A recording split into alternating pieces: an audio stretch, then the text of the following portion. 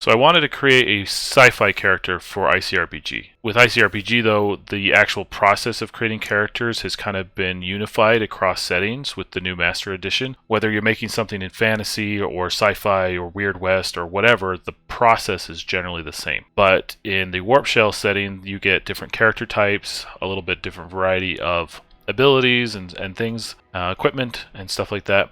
And so I just wanted to go over how to make a sci-fi character and just kind of go through the process of making another character there. So I've got my quick start open, I've got my character sheet open as well, and I'm just looking through the Warp Shell section, which is the ICRPG's sci-fi version. Warp Shell is great for one-shots, it's also great for extended adventures. It's so open because the universe is so large and there's so many different venues. Playing out in space means you really can do anything from week to week. And then when you get down here into the actual life forms, you've got your classics as well as a few unique things. You've got your Genos, which are essentially the humans of the universe. They get +2 to any one stat. You've got the Zil, which are kind of like no, they're not well, they're extraterrestrials, but they're extra dimensional kind of a thing. They're very strange. They live as silicate life forms and things like that, and so they move around their states, their matter, whatever, thing like that. But they get +1 wisdom and an innate create device ability. Then you come down here, you've got your reptoids. They get a claw weapon and the ability to walk on any surface. You can see here that compared to the fantasy Alfheim settings, you're opening up a lot more opportunities instead of just the classic +1/+1 stat or +1 plus an ability. You're seeing that there's more diversity here between the life forms. So claw weapons and walk on any surface. Then you've got the kit, which is a new addition. They were added in compared to the ICRPG 2nd edition. They get just +2 dex. They're just these little otters, as well as they get a little note because they're so small as a life form. There's opportunity, and obviously this is not limited to kit. You could do this with anybody, but they suggest maybe because they're so tiny, starting them out with only 5 HP or half a heart. And then granting them some extra things like tiny jetpacks, heightened senses, things to kind of help out with that limited health. Then you've got your mechas, which are your classic robots. It can be anything from a research droid all the way up to an actual like mech warrior, as you can see here in the images, and they get extra heart. So mechs actually get 2 hearts or 20 hit points when they start out. And then you've got ghost armors. You saw these in 2nd edition as some of the villains in some of the adventures, but now they're actually a character type, and you get +2 defense plus a ghost ability, and the ghost abilities are actually listed out here, whereas the other mechas, the other character types kind of have their roles or their stories listed out here. In ghost armors, you actually see that their ghost abilities are listed out as Machine Jumper, Hibernate, or Free Faller, and so you could choose one of those, and they start out with that extra ability. And so I think for me, I was actually really thinking about doing a kit. I haven't had an opportunity to play as one yet, so I think something along the lines of a kit would be fun. And so I'm just going to come in here. I like writing my character sheets in red. I think it just makes everything pop a little bit better, but that's just me. So this is Warp Shell. Let's make that a little bolder.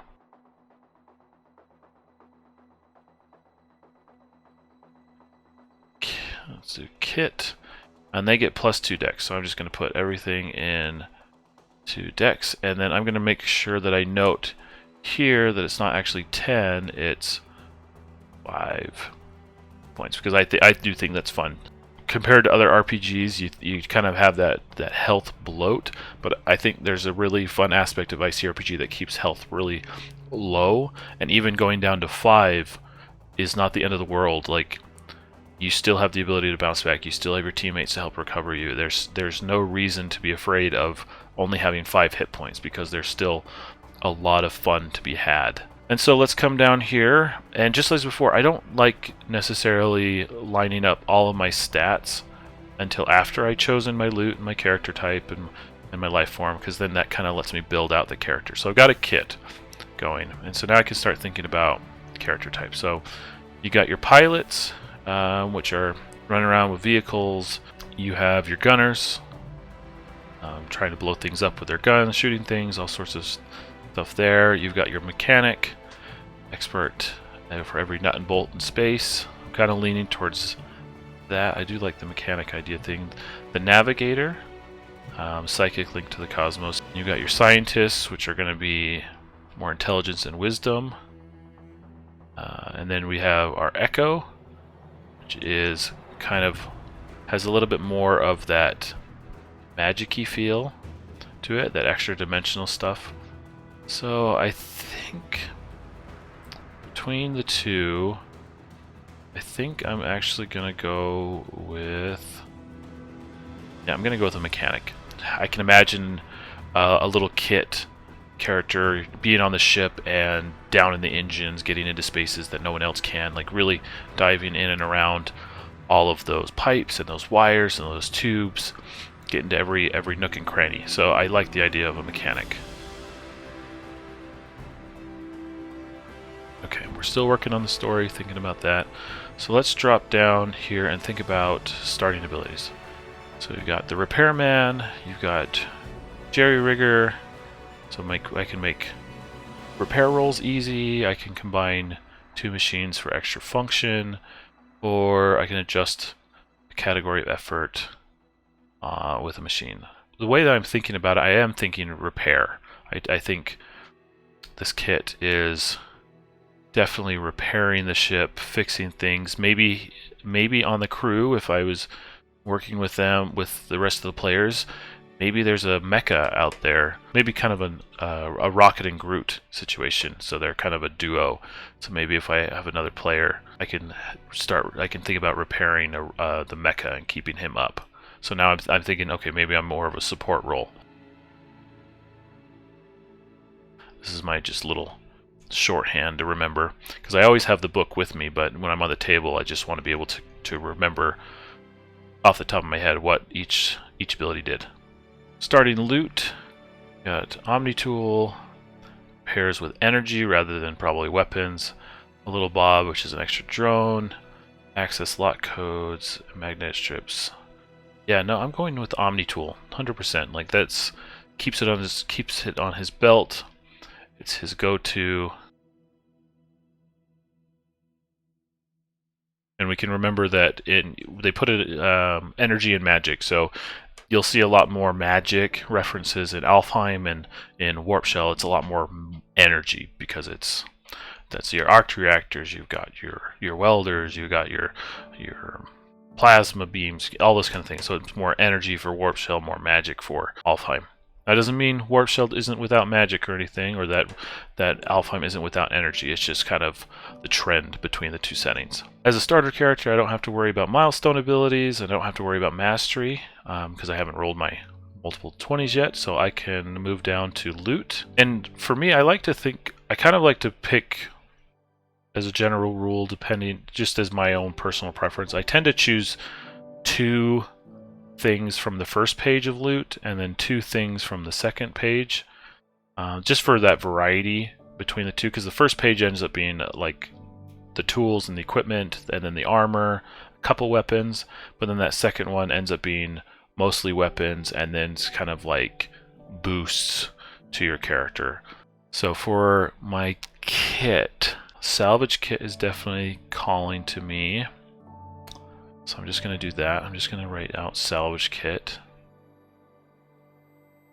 I'm going to say he has it on he just has a little like utility belt that has all this stuff for his size. Grappling wire, he's got his cutting torch, magnet anchors, hammer, floodlights, things like that. So he's definitely got those equipped with him at all time. When it comes to armor, I actually don't think he's got a lot of armor. He's actually going to just take a vac suit, so that's +1 defense, and that's going to allow him for some deep space operations. So he's just got it, well, +1 defense there.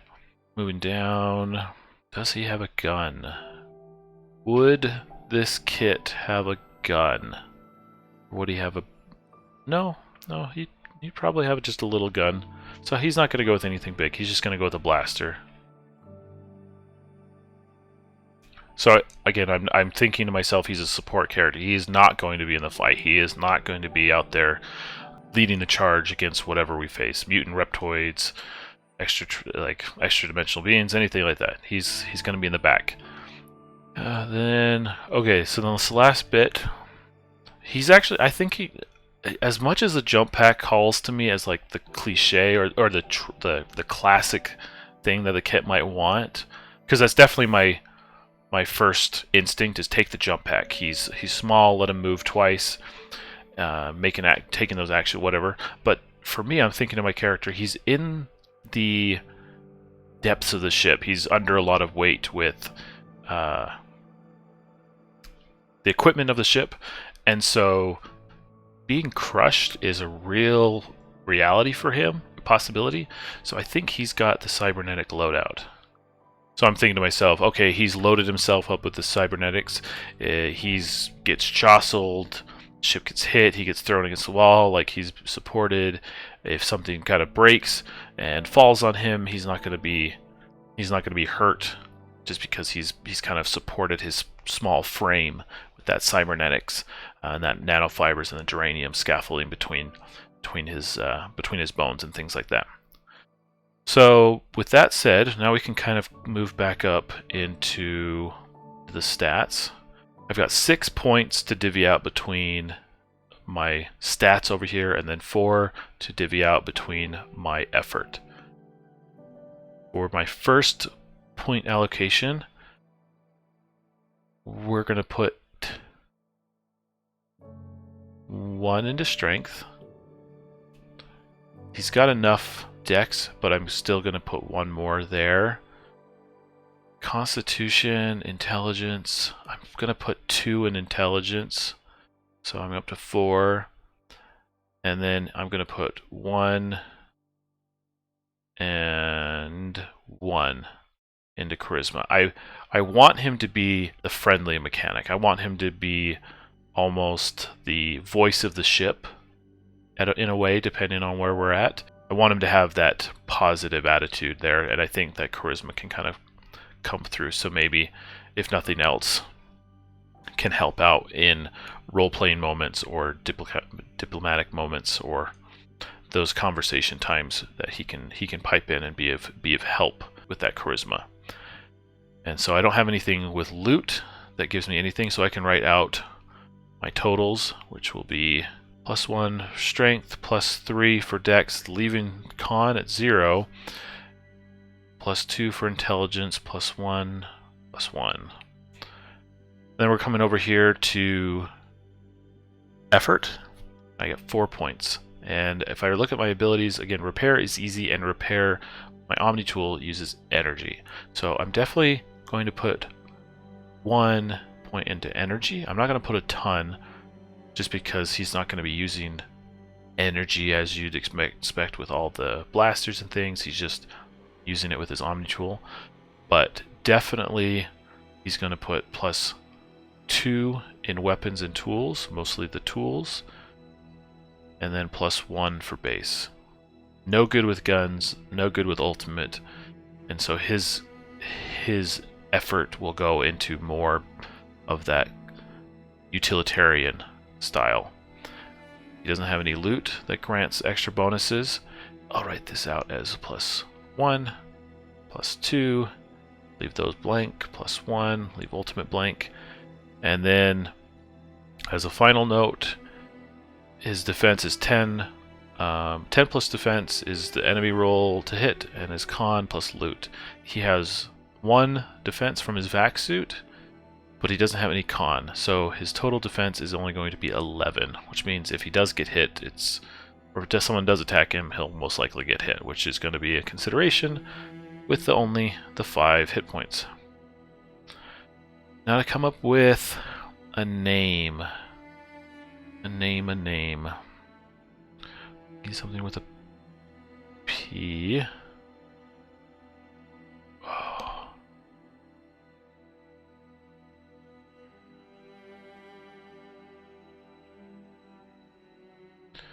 Let's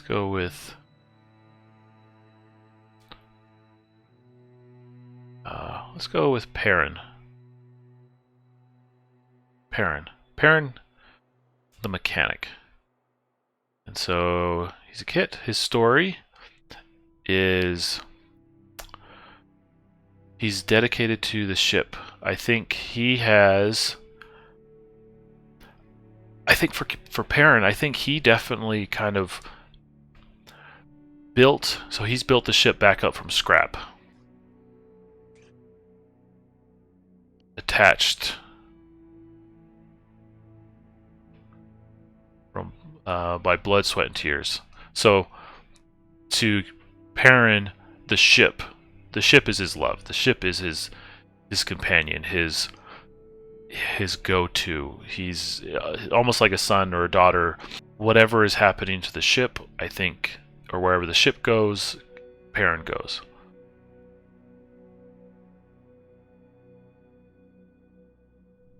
Perrin is the kind of person that if the ship was going to go down, he may not be the captain, but he's going down with that ship.